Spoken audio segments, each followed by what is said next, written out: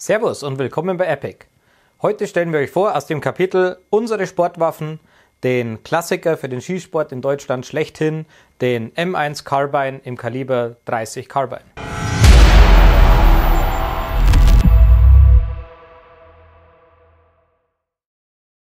Wie immer, bevor wir hantieren, führen wir unsere obligatorische Sicherheitsüberprüfung durch.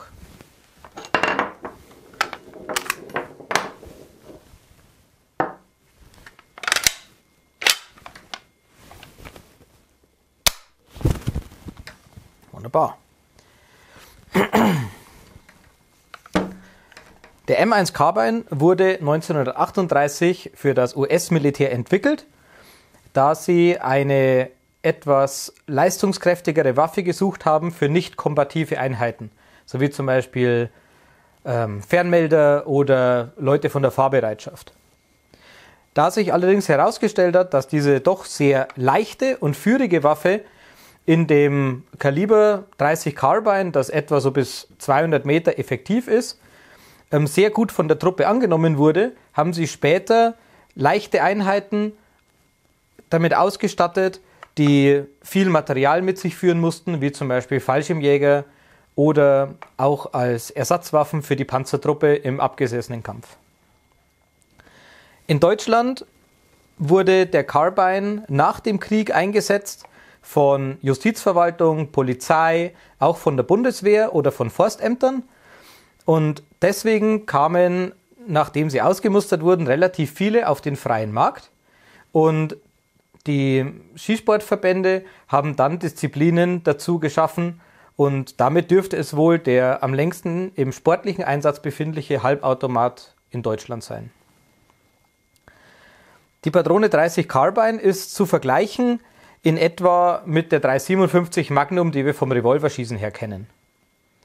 Der Durchmesser ist etwas kleiner, dafür ist sie ein bisschen flotter unterwegs. Allerdings lässt sie sich durch den geringen Rückstoß sehr gut kontrollieren und mittlerweile gibt es in fast jedem Skisportverband eine Disziplin für diese Waffe, die gerade wieder belebt wird. Einfach um ein bisschen mehr Pfeffer in die ganzen Disziplinen reinzubringen, denke ich. Hierbei handelt es sich um eine Waffe mit einem 18 Zoll Lauf. Der Verschluss und der Lauf sind phosphatiert, so wie beim größeren Bruder, dem M1 Garand. Das Verschlusssystem ist dasselbe mit 2 Verschlusswarzen, nur das Ganze ist ein bisschen kleiner gemacht worden. Die Kimme ist in der Seite fein verstellbar per Justagerad und in der Höhe ist sie in 4 Rasten eingeteilt von 25, 50, 100 und 200 Metern. 200 Meter ist allerdings für die Patrone schon ganz schön knackig. Das Korn besteht aus einem Balkenkorn mit 2 Schutzbacken und hier befindet sich auch noch die Gasabnahme, da es ein Gasdrucklader ist, und hier handelt es sich um eine Typ C Gasabnahme mit Bajonetthalter. Bajonett ist jetzt für die sportliche Verwendung wahrscheinlich eher nicht so das, was wir brauchen. Der Riemen muss für die sportliche Verwendung natürlich abgenommen werden und der ist wiederum befestigt an einem Schaftsystem aus Nussholz. Es gibt jetzt noch andere Handschutzsysteme für den oberen Handschutz aus Blech, wie die Waffe zum Beispiel in Vietnam im Einsatz geführt worden ist. Der Lauf selber hat 4 Züge und Felder, was für dieses 110 Grain Geschoss eigentlich vollkommen ausreichend ist zum Stabilisieren. Und die Präzision ist aufgrund der Konstruktion nicht wirklich prickelnd, aber vollkommen ausreichend, um auf 100 Meter auf der Schießbahn noch richtig Spaß damit zu haben. Die Magazine, die ich jetzt hier dabei habe, sind ein 10-Schuss-Magazin, was für die sportliche Verwendung uns jetzt vorgeschrieben ist, natürlich auch durch die Umstellung des Waffengesetzes. Mitgeliefert wurde ein 15-Schuss-Magazin. Das ist ein Original aus dem Zweiten Weltkrieg. Die gibt es dann auch noch in 20 und in 30 Schuss, wobei die immer recht ungern genommen wurden, auch von der aktiven Truppe damals, weil sie relativ unzuverlässig waren und haben öfters Ladehemmungen produziert.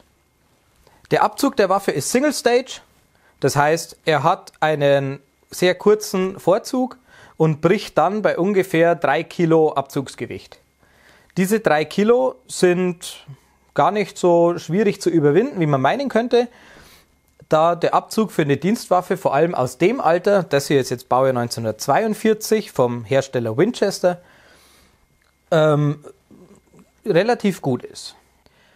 Obwohl vom M1 Carbine 6,3 Millionen Waffen ungefähr produziert wurden zwischen 1940 und 1960, werden die Stücke immer rarer. Solltet ihr also euch überlegen, euch so ein Sportgerät anschaffen zu wollen, dann müsst ihr euch schon ein bisschen umtun. Der große Vorteil dieser Waffen ist, dass der Ausbildungsstand relativ gering ist. Also man lernt damit relativ schnell das Schießen mit Kimme und Korn, mit der Langwaffe. Der Rückstoß ist recht gering und der größte Vorteil meiner Meinung nach ist, dass er auf den meisten Pistolenständen sogar geschossen werden kann, da die Energie unter 1500 Joule liegt. Der Nachteil daran ist die nachlassende Ersatzteilversorgung. Da sind wir jetzt mittlerweile zum Großteil aus Lieferungen aus den USA über zum Beispiel die Firma Brownells angewiesen, was aber natürlich schon ganz schön Zeit in Anspruch nehmen kann.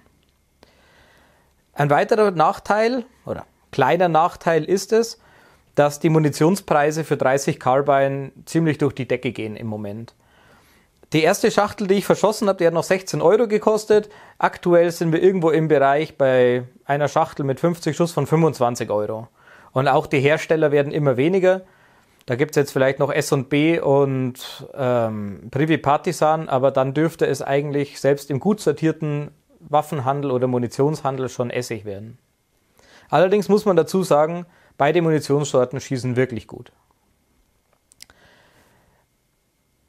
Lasst uns doch eure Meinung wissen in den Kommentaren, was ihr haltet von dieser Waffe, was ihr auch davon haltet, die modernen Disziplinen mit so einer alten Waffe zu bestreiten.